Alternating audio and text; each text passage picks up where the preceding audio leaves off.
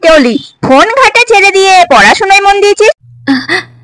না মা, আমরা আর ফোন ঘাটবো না। আমরা এবার থেকে পড়াশোনা করব। কে বল? হ্যাঁ মা, আমরা বুঝতে পেরেছি নিজেদের ভুল, আর ফোন দেখবো না।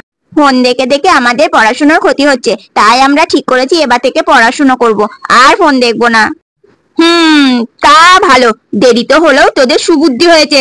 সুবুদ্ধি তো হতেই হতো মা। যাক, ভালোই হলো। সারাদিন যা ফোন ঘাঁটতো, সে থেকে তো রেহাই পেলাম। পড়াশোনাটাও এবার মন দেবে। যাই, আমি একটু ফোনটা মুছে রেখে দিই।